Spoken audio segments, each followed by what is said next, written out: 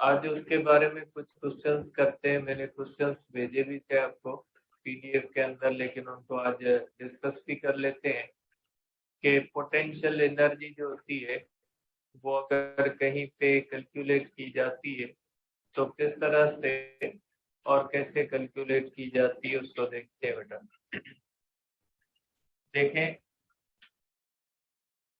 Suppose करें बेटा, ये शायद मैंने आपको उस दिन भी बताया था कि अगर कोई ट्राइंगल का केस देखते हैं बेटा, इस तरह से अगर हमारे पास कोई ट्राइंगल है या कोई स्क्वायर हो सकता है, ठीक है, उसके अंदर जब हम पोटेंशियल एनर्जी कैलकुलेट करते हैं तो पोटेंशियल एनर्जी जो टोटल होती है वो अलजेब्रिक सम होती है, ठीक है। टोटल पोटेंशियल एनर्जी जो होती है कहीं पे भी अगर आपको कैलकुलेट करनी है तो टोटल पोटेंशियल एनर्जी जो होती है, total potential energy is algebraic sum बेटा।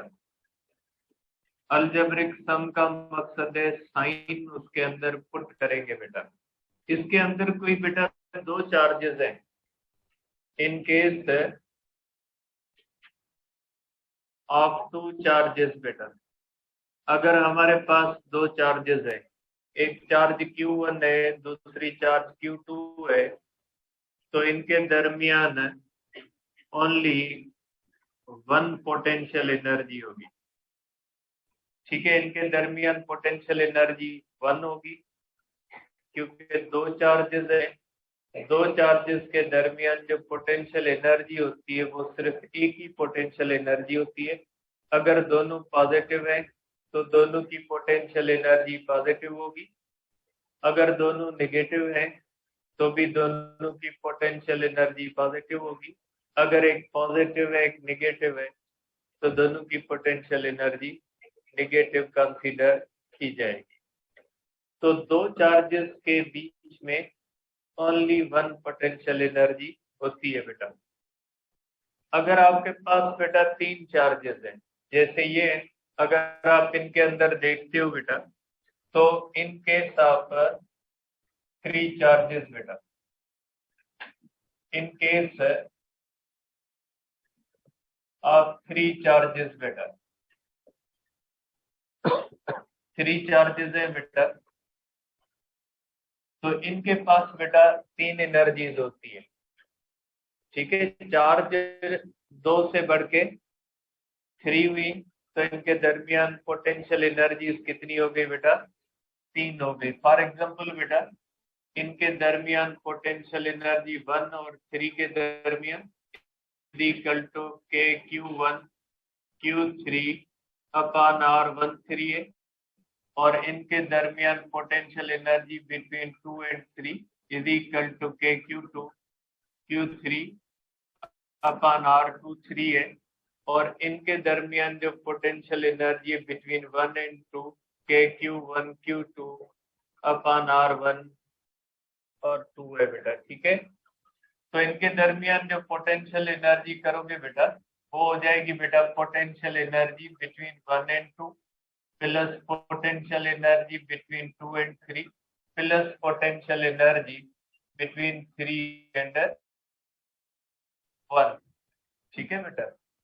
1 और 2 के दरमियान, 1 और 3 के दरमियान और 2 और 3 के दरमियान कितनी होती है, आप इनको बेटा कर सकते हैं इज इक्वल टू के Q1 Q2 अपॉन आप कर सकते हैं 1 2 प्लस आप कर सकते हैं के Q2 Q3 अपॉन आप कर सकते हैं 1 एंड 3 प्लस आप कर सकते हैं बेटा के Q3 Q1 अपॉन आप कर सकते हैं R31 या 13 कर सकते हैं। तीन एनर्जीज होती है बेटा। अब अगर हमारे पास बेटा चार चार्जेस हो, इनके साथ स्क्वायर हो बेटा, ठीक है। अगर हमारे पास स्क्वायर होता है तो हम देखेंगे बेटा कि तीसरा जो केस होता है स्क्वायर का, इन केस ऑफ स्क्वायर,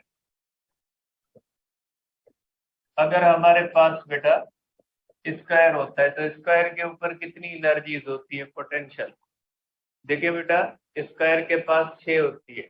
कैसे होंगी बेटा, आप देखें इसको कि ये हमारे पास स्क्वायर है,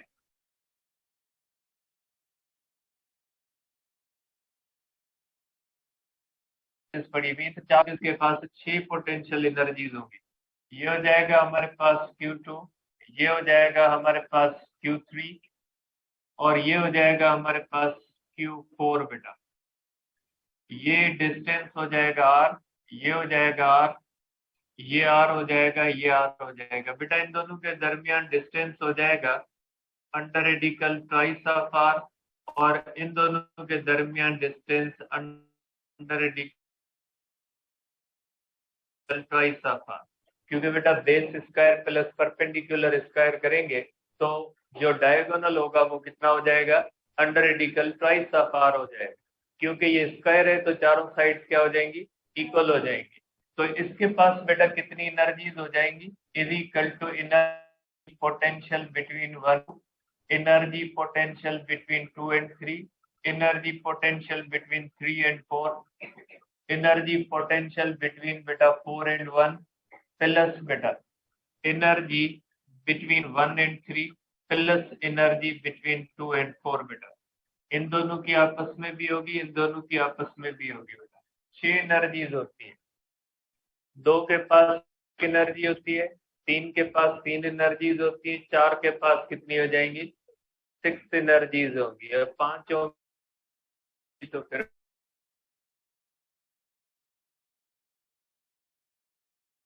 तो कह सकते हैं बेटा के Q1 Q2 upon R plus बेटा के Q2 Q3 upon R plus के Q3 Q4 over R plus के Q4 Q1 over R plus आप करोगे के Q1 Q3 over under radical twice of R plus हो जाएगा के Q2 Q4 over under radical twice of R बेटा।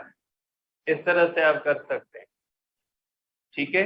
तो ये 6 एनर्जीज होती है, ऐसे आप इसको कैलकुलेट करोगे बेटा, ठीक है। अब देखिए बेटा इसके अंदर देखिए मुख्तलिफ क्वेश्चन हैं जो मैंने आपको भेजे भी है, लेकिन मैं फिर आपको बता देता हूँ बेटा। देखिए ये हमारे पास, देखिए ये हमारे पास एक क्वेश्चन है, तो आप इसको देख ले बेटा कि इसके अंदर कहा गया two positive charges Q are originally placed at distance R apart. Means originally हमारे पास इसका पहला हिस्सा है कि हमारे पास 2 चार्जेस हैं, ये भी Q है और ये भी हमारे पास चार्ज है Q है बेटा, और इनके दरमियान R है। अब देखिए इनकी पोटेंशियल एनर्जी इनिशियल कितनी हो जाएगी बेटा, के क्यू स्क्वायर अपॉन R बेटा, ये इक्वेशन 1 आ जाएगी। क्योंकि के Q1 Q2 दोनों इक्वल हैं तो मैंने स्क्वायर कर दिया बेटा। अगर अनइक्वल होंगी तो आप इनको स्क्वायर नहीं कर सकते बेटा।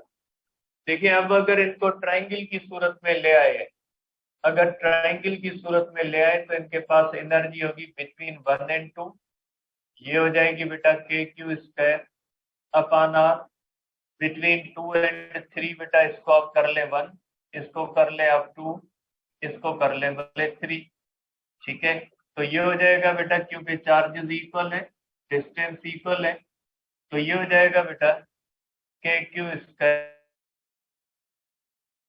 3 एनर्जीज होती है, तो ये हो जाएगा 3 के क्यू स्क्वायर ओवर R। तो बेटा फाइनल पोटेंशियल एनर्जी कितनी हो जाएगी, 3 इनिशियल पोटेंशियल एनर्जी बेटा, ठीक है। तो आंसर कौन सा हो जाएगा बेटा, the electric potential energy of the 3 charge configuration is therefore 3 times larger than the 2 charge configuration। 2 के मुकाबले में 3 की जो होती है वो कितनी बार बड़ी होती है बेटा, 3 टाइम्स बड़ी होती है, ठीक है। अब देखें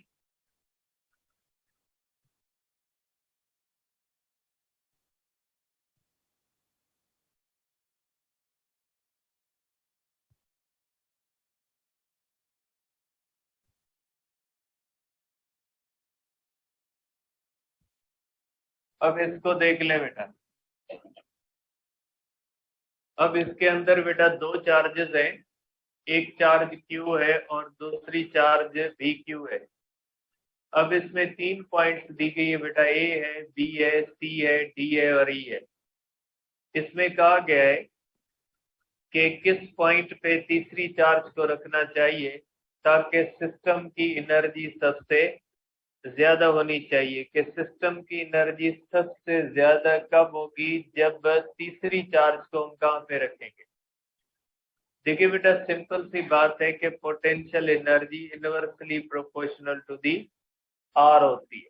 मीन्स दो चार्जेस के दरमियान जितना डिस्टेंस हम क्लोज रखेंगे, क्योंकि सब सिमिलर चार्जेस है बेटा, टू आइडेंटिकल पॉजिटिव चार्जेस है बेटा, दोनों एक जैसी पॉजिटिव चार्जेस है। Q are originally placed at a distance R apart, at which point should a third charge Q be placed so that the electric potential energy of the three charge configuration is maximized। तो देखिए इसमें क्या कहा गया है बेटा कि दो चार्जेस हैं वो पॉजिटिव है और तीसरी चार्ज भी क्या हो जाएगी, पॉजिटिव होगी। तो किस पोजीशन पे हम रखें ताकि पोटेंशियल एनर्जी जो वो मैक्सिमाइज हो। मीन्स मैक्सिमम पोटेंशियल एनर्जी अगर हमने करनी है तो किस पोजीशन पे हमें चार्जेस को रखना है बेटा। देखिए सिंपल सी बात है कि अगर सिमिलर चार्जेस हैं तो उनके दरमियान जितना डिस्टेंस हम क्लोज रखेंगे तो उनकी पोटेंशियल एनर्जी का, सिस्टम की पोटेंशियल एनर्जी क्या होगी, बढ़ेगी, क्योंकि उनके दरमियान क्या हो जाएगी, रिपल्शन होगी बेटा। तो अगर आप रखते हैं बेटा पोजीशन ए पे, तो पोजीशन ए पे ये बहुत ज्यादा क्लोज हो जाती है चार्ज के। अगर आप पोजीशन बी पे रखेंगे तो तीसरी चार्ज जो होगी दोनों चार्जेस से दूर हो जाएगी। और पोजीशन सी देख लें, पोजीशन सी उन दोनों के दरमियान की पोजीशन है और पोजीशन ई भी चार्ज क्यू से क्या है बेटा, दूर की है। सबसे क्लोज पॉइंट कौन सी बनती है, ए पॉइंट बनती है। इसका मकसद है अगर आप ए के ऊपर रखोगे तो दोनों चार्जेस के दरमियान डिस्टेंस 1 से भी कम हो जाएगा, और डिवीजन में अगर फैक्टर 1 से कम आता है तो रिजल्टेंट आंसर क्या हो जाता है, बढ़ जाता है। ठीक है, तो ये आप कहेंगे कि किस पोजीशन पे आप रखोगे बेटा, पोजीशन ए पे रखोगे आप इसको। अब आप देख ले बेटा इसको,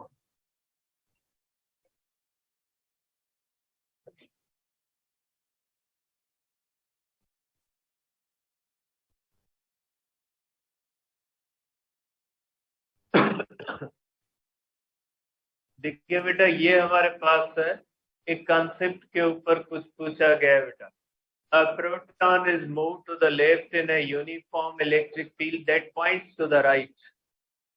कि एक इलेक्ट्रिक फील्ड है जिसका डायरेक्शन क्या होता है, राइट की तरफ होता है, और उसमें जो प्रोटॉन ने मूव किया है वो किस तरफ मूव किया है, टुवर्ड्स लेफ्ट बेटा। इसका पहला हिस्सा आप कर लें कि इसके पहले को आप इस तरह से कर सकते हैं बेटा। इसका फर्स्ट पार्ट है कि बेटा इसका मकसद ये हुआ कि इलेक्ट्रिक फील्ड जो होती है वो राइट की तरफ है। इसका मकसद है इस साइड पे पॉजिटिव है तभी उसे इलेक्ट्रिक फील्ड इस तरफ है बेटा, कि इलेक्ट्रिक फील्ड का डायरेक्शन किस तरफ होता है, टुवर्ड्स राइट। इसमें एक प्रोटॉन मूव करता है, किस तरफ मूव करता है, टुवर्ड्स लेफ्ट। इसका मकसद है प्रोटॉन इस तरफ मूव करता है बेटा। ये प्रोटॉन के ऊपर पॉजिटिव चार्ज होती है, मींस पॉजिटिव चार्ज इस तरफ मूव करती है बेटा। ये अगेंस्ट इलेक्ट्रिक फील्ड मूव करती है।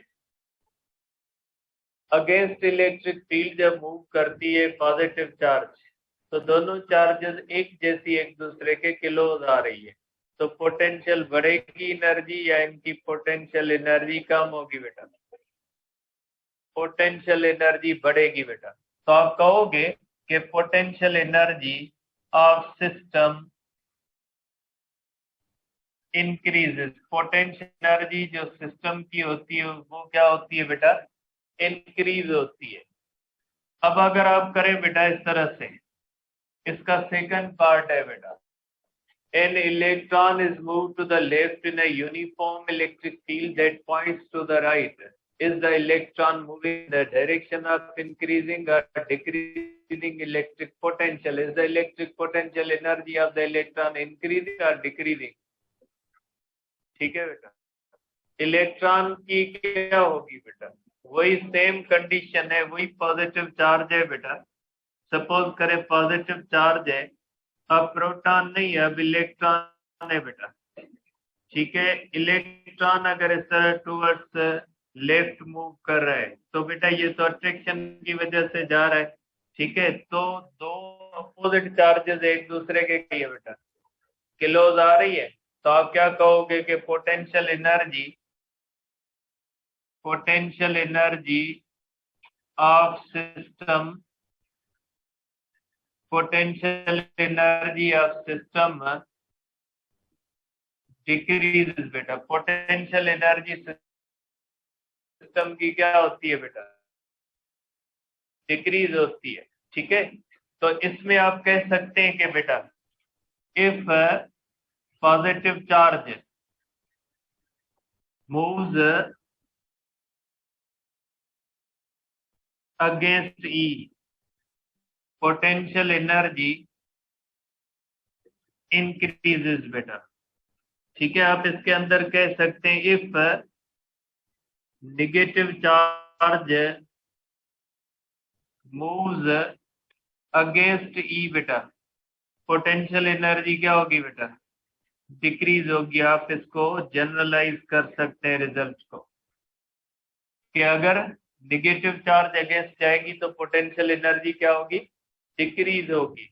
ठीक है, तो यहाँ एक जनरल पॉइंट भी आती है कि अगर प्रोटॉन को यहाँ पे फ्री छोड़ेंगे तो प्रोटॉन रिपेल होकर दूर चला जाएगा, अगर इलेक्ट्रॉन को फ्री छोड़ेंगे तो वो क्लोज आ जाएगा। इसका मकसद है फ्री चार्ज जो होती है इलेक्ट्रिक फील्ड के अंदर, अगर किसी भी चार्ज को फ्री छोड़ दें आप, चाहे वो नेगेटिव हो चाहे वो पॉजिटिव हो, वो हमेशा मूव करेगी from point of higher potential energy to point of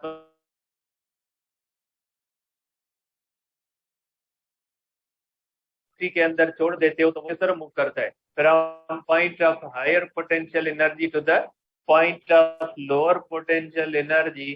तो आप कह सकते हैं अगर छोड़ोगे तो वो चार्ज हमेशा मूव करेगी from point of high potential energy to the point of low potential energy. तो आप इसको कह सकते हैं बेटा इस तरह से।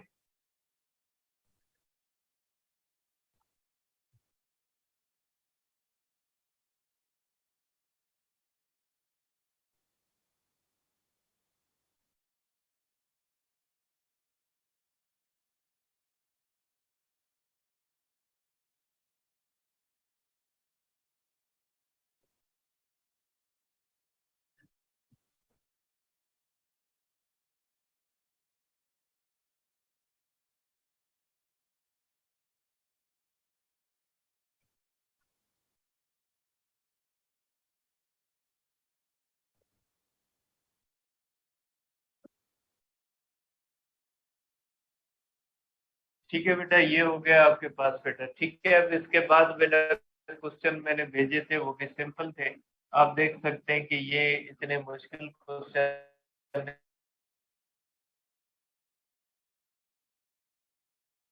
कम था। अब ये मैंने आपको बता दिया है। ये जो है बेटा इसके अंदर भी आप देख सकते हैं कि ये एक ट्रायंगल का केस बनता है जिसको एज अ ट्रायंगल आप लोगे बेटा। और दूसरा भी इस तरह से केस था बेटा, ये सिंपल थे कि जैसे हमारे पास बेटा ये बेटा दो स्पेयर्स हैं, इनकी पोटेंशियल एनर्जी जो है वो कैलकुलेट करनी है। तो दोनों की चार्जेस कौन सी है, 5 माइक्रोकूलम है और दोनों पॉजिटिव हैं, तो इन दोनों का आंसर क्या आ जाएगा बेटा, इन दोनों का आंसर पॉजिटिव आ जाएगा, क्योंकि दोनों चार्जेस कौन सी है, दोनों charges positive.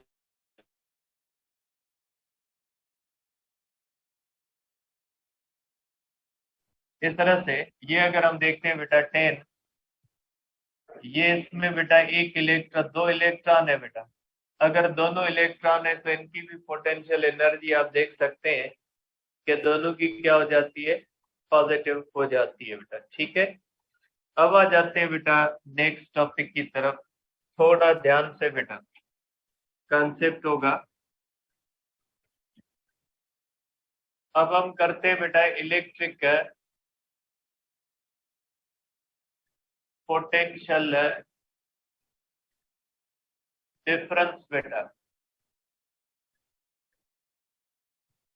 Electric potential difference बेटा डेल्टा V। ठीक है, देखिए इलेक्ट्रिक पोटेंशियल डिफरेंस क्या होता है। अभी तक हमने पढ़ा है बेटा इलेक्ट्रिक पोटेंशियल एनर्जी हमने पढ़ा है। अब ये इलेक्ट्रिक पोटेंशियल क्या होता है इसको समझते हैं कि पोटेंशियल क्या होता है या पोटेंशियल किसको कहा जाता है। देखिए बेटा पहले हम एग्जांपल करते हैं ग्रेविटी के ऊपर। सपोज करें कोई भी मास है। अब सपोज करें बेटा ये अर्थ है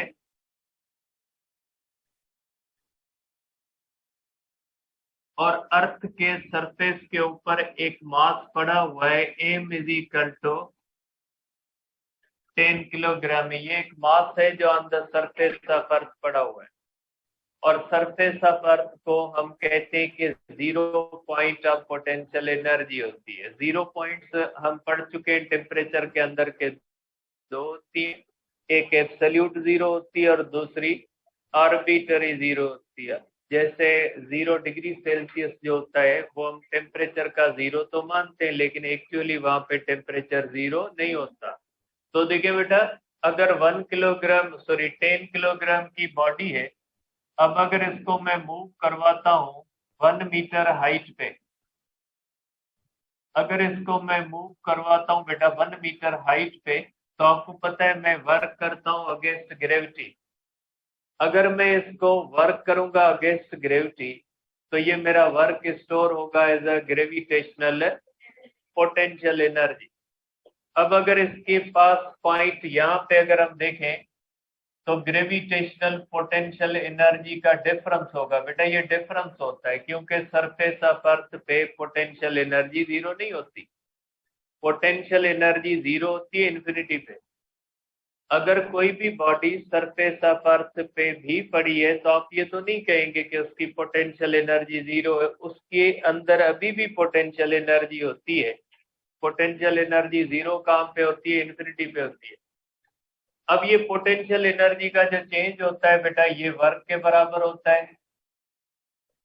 ये इलेक्ट्रिक में भी ऐसे ही होता है बेटा। ये हो जाता है mgh इज इक्वल टू 10, जी को 10 कर लें, 1 इज इक्वल टू आप कहोगे 100 जूल बेटा। तो आप कहोगे अगर 10 किलोग्राम बॉडी के ऊपर आपने 1 मीटर हाइट पे उठाया उसको तो उसके ऊपर आपने कितना वर्क किया है? 100 जूल वर्क किया और वो 100 जूल इसके अंदर क्या हो गया है? पोटेंशियल एनर्जी के तौर पे स्टोर हो गया है। ठीक है, तो ये पोटेंशियल एनर्जी है जो बराबर होती है वर्क के और जिसका यूनिट किसके इक्वल होता है? जूल के इक्वल होता है। आप कहोगे कि इसके अंदर पोटेंशियल एनर्जी कितनी स्टोर हुई है? 100 जूल स्टोर हुई है बेटा। तो बेटा ये पोटेंशियल एनर्जी है। अब अगर हम पोटेंशियल करें बेटा तो पोटेंशियल का मकसद होता है potential energy per unit mass के 10 किलोग्राम बॉडी के अंदर कितनी एनर्जी आई है? 100 जूल। 1 किलोग्राम के पास कितनी आई होगी? 1 किलोग्राम के पास 10 जूल आई होगी क्योंकि 10 किलोग्राम के पास 100 आई है तो हर किलोग्राम के पास कितनी होगी बेटा? 10 जूल आएगी। तो ये हर किलोग्राम के पास कितनी एनर्जी आती है इसको हम क्या कहते हैं? पोटेंशियल। और पूरी बॉडी के पास कितनी आती है उसको हम क्या कहते हैं? Potential energy. For example 100 students हैं, उनके पास 100 पेंसिल्स हैं, तो ये हुई पोटेंशियल एनर्जी के 100 स्टूडेंट्स के पास 100 पेन्स हैं, पेंसिल्स हैं, तो हम कहेंगे उनकी पोटेंशियल एनर्जी 100 है। एक स्टूडेंट के पास एक पेंसिल है तो वो एक स्टूडेंट की जो एक पेंसिल होगी वो क्या कहलाएगी? पोटेंशियल। ठीक है, पोटेंशियल का मकसद है potential energy per unit mass. Gravitational potential की बात कर रहा हूं मैं। तो बेटा ग्रेविटेशनल पोटेंशियल क्या होगा?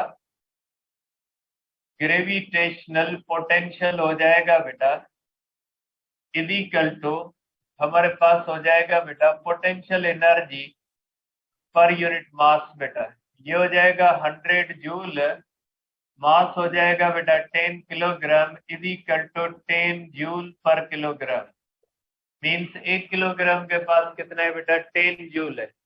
तो इसका पोटेंशियल का यूनिट कौन सा है बेटा, पोटेंशियल का यूनिट भी जूल पर किलोग्राम। जैसे हीट कैपेसिटी होती है बेटा, हीट कैपेसिटी का मकसद होता है पूरी बॉडी का टेम्परेचर 1 डिग्री सेल्सियस बढ़ाने के लिए हमें जितनी हीट चाहिए होती है वो हीट कैपेसिटी होती है। और स्पेसिफिक हीट क्या होती है बेटा, स्पेसिफिक हीट का मकसद है कि 1 किलोग्राम के लिए कितनी जरूरी होती है उसको स्पेसिफिक कहते हैं। तो इसी तरह से आप कह सकते हैं कि 1 किलोग्राम की स्पेसिफिक 1 किलोग्राम की जो पोटेंशियल एनर्जी होती है उसको क्या कहा जाता है, उसको पोटेंशियल कहा जाता है। ठीक है, अब आ जाते हैं इलेक्ट्रिक पोटेंशियल डिफरेंस के ऊपर बेटा। आप इसको इस तरह से देखेंगे बेटा, सपोज करें हमारे पास एक चार्ज है बेटा, सपोज करें बेटा ये पॉजिटिव चार्ज है,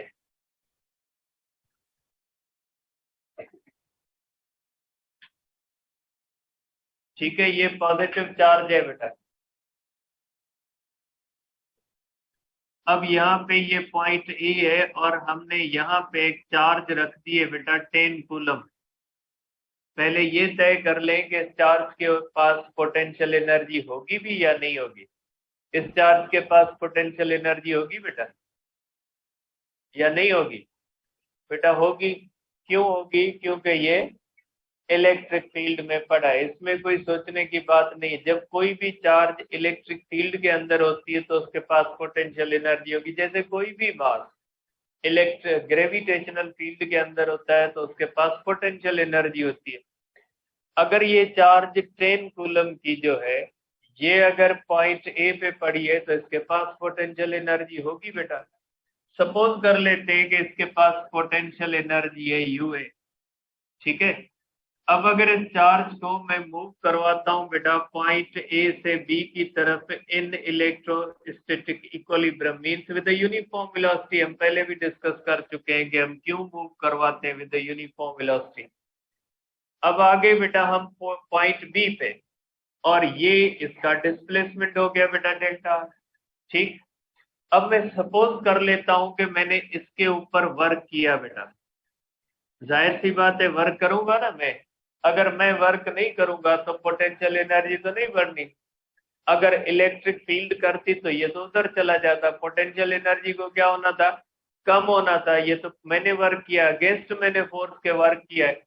सपोज कर लेते हैं कि मैंने 100 जूल वर्क किया और यहाँ पे इसकी पोटेंशियल एनर्जी बढ़ के हो गई यूबी, ठीक। अब आप क्या कहोगे कि इसकी पोटेंशियल एनर्जी कितनी है बेटा, इस चार्ज के अंदर पोटेंशियल एनर्जी की चेंज कितनी आई बेटा, चेंज आई है। आप ये नहीं कहोगे इसके पास यहाँ पे 100 जूल है, नहीं, इसके पास कुछ थी उसके अंदर ये ऐड हो गई, मीन्स चेंज कितनी आ गई, चेंज आ गई 100 जूल। तो आप क्या कहोगे कि इसकी change of potential energy between A and B बेटा कितनी है बेटा, work between A and B is equal to क्या है बेटा, ये हो जाएगा 100 जूल, ये वर्क आ गया, ठीक है। ये इसकी इलेक्ट्रिक पोटेंशियल एनर्जी की चेंज है। अब अगर आप पोटेंशियल करो बेटा तो पोटेंशियल का मकसद होता है potential energy per unit charge. जैसे वहां पे पोटेंशियल का मकसद क्या होता है बेटा, potential energy per unit mass, क्योंकि वो ग्रेविटेशनल पोटेंशियल है। तो ग्रेविटेशनल पोटेंशियल किस में होता है, मास के अंदर होता है। ये पोटेंशियल किसके अंदर होता है, चार्ज के अंदर होता है, ठीक है बेटा। तो आप करोगे potential difference delta V is equal to change of potential energy between A and B over charge बेटा Q is equal to work A to B बेटा इज इक्वल टू ये डिवाइडेड बाय क्यू होगा बेटा, ठीक। तो आप क्या कहोगे बेटा कि पोटेंशियल की चेंज कितनी आई बेटा, 100 जूल अपॉन 10 कूलम, क्या हो गया बेटा 10 जूल पर कूलम, जूल पर कूलम को वोल्ट कहा जाता है। ठीक है, एक कूलम चार्ज के पास कितनी पोटेंशियल एनर्जी की चेंज आई है वो क्या कहलाता है, पोटेंशियल। ओवरऑल चार्ज के पास क्या आता है वो क्या होता है, पोटेंशियल एनर्जी होती है। Potential energy per unit charge क्या होता है, पोटेंशियल होता है। ठीक है, तो अब आप इसको डिफाइन कर सकते हैं पोटेंशियल को, कि पोटेंशियल को आप किस तरह से डिफाइन करोगे बेटा। पोटेंशियल इज इक्वल टू बेटा work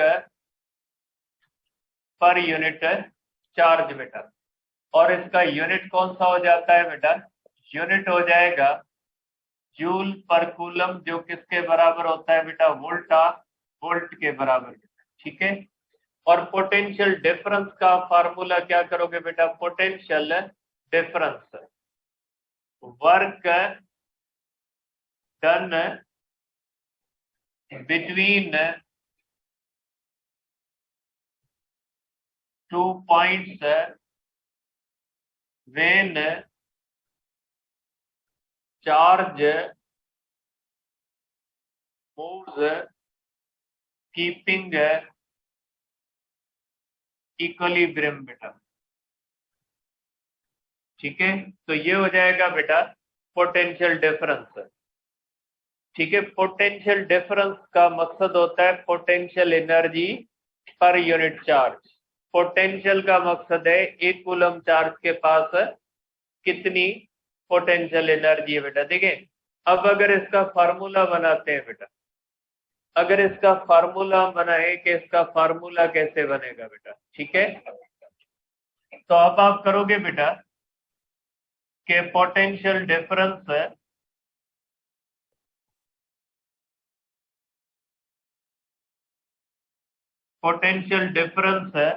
between 2 points in uniform field बेटा। अगर यूनिफॉर्म फील्ड है हमारे पास तो उसके अंदर 2 पॉइंट्स के दरमियान पोटेंशियल डिफरेंस कितना होगा बेटा। देखिए, आपको पता है बेटा इन यूनिफॉर्म फील्ड बेटा, एक यूनिफॉर्म अगर फील्ड है बेटा, और यूनिफॉर्म फील्ड के अंदर change of potential energy between A and B, 2 points के दरमियान चेंज ऑफ पोटेंशियल एनर्जी कितनी होती है बेटा। लास्ट टाइम हमने फार्मूला किया है बेटा, क्या होता है, Q E dot delta are बेटा। ये हमने किया था कि ये फार्मूला होता है change of potential energy between 2 points in uniform field. तो पोटेंशियल डिफरेंस किसके बराबर हो जाएगा बेटा, तो पोटेंशियल डिफरेंस हो जाएगा, ठीक है, ये हो जाएगा बेटा change of potential energy between A and B अपन हो जाएगा बेटा चार्ज। ये हो जाएगा हमारे पास बेटा Q E dot delta R, अपान हो जाएगा बेटा क्यू, क्यू जाएगा क्यू में, तो क्या हो जाएगा बेटा ई डॉट डेल्टा आर होगा बेटा। तो आप कह सकते हैं कि potential difference between 2 points in uniform field बेटा, अगर यूनिफॉर्म फील्ड है तो ही ये फार्मूला लगेगा। क्यों लगेगा बेटा, इसलिए कि ये जो फार्मूला पोटेंशियल डिफरेंस का हमने किया है वो पोटेंशियल एनर्जी के उस फार्मूले से किया है जो यूनिफॉर्म फील्ड का फार्मूला होता है बेटा। ये पोटेंशियल डिफरेंस का फार्मूला तब हमने किया है, किस फार्मूले से हमने कैलकुलेट किया है, पोटेंशियल एनर्जी के फार्मूले से किया है। जो पोटेंशियल एनर्जी का फार्मूला जो होता है वो किसके लिए इस्तेमाल होता है बेटा, वो यूनिफॉर्म फील्ड के लिए इस्तेमाल होता है बेटा। तो आप कहोगे बेटा, आप इसके बारे में कह सकते हैं कि इन uniform field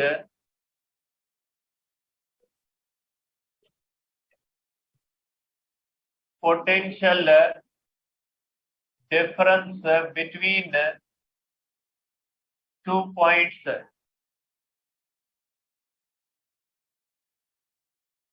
is the dot product is dot product between E and B, sorry, E and delta R, ठीक है। आप ये भी कह सकते हैं कि ये जो फार्मूला है, आप ये भी कह सकते हैं D delta V is equal to E delta R can be used in uniform field बेटा। ये आप कर सकते हैं, ये किसके अंदर आप करेंगे बेटा, यूनिफॉर्म फील्ड के अंदर होता है। लेकिन जरूरी नहीं होती बेटा कि फील्ड यूनिफॉर्म हो, फील्ड तो नॉन यूनिफॉर्म भी हो सकती है। अगर फील्ड नॉन यूनिफॉर्म होगी तो उसका क्या होगा बेटा, अगर हमारे पास फील्ड है वो नॉन यूनिफॉर्म फील्ड है, तो नॉन यूनिफॉर्म फील्ड के लिए आप क्या करोगे बेटा, तो आप करोगे बेटा इन केस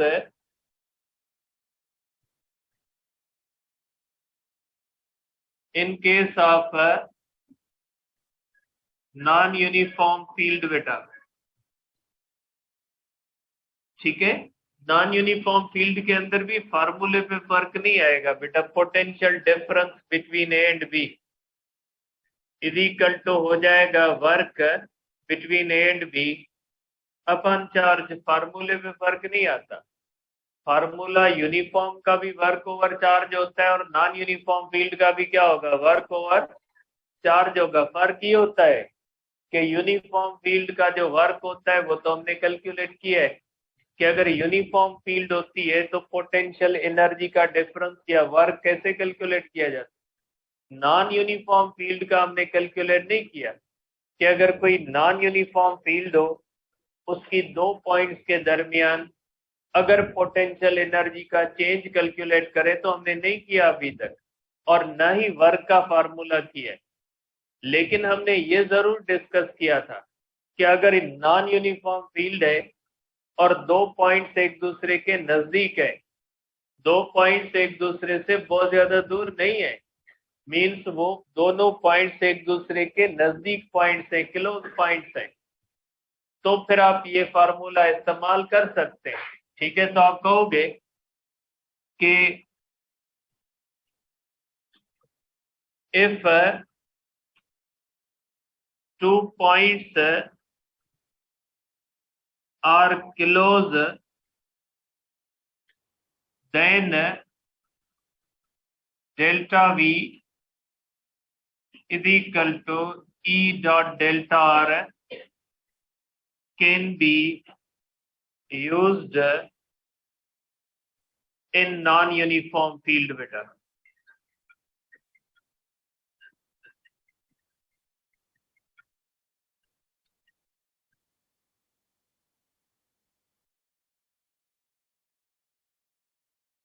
आप कहेंगे if two points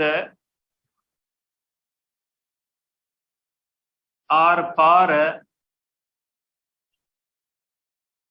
from each other then delta V is equal to E dot delta R cannot be used directly, direct use नहीं किया जा सकता।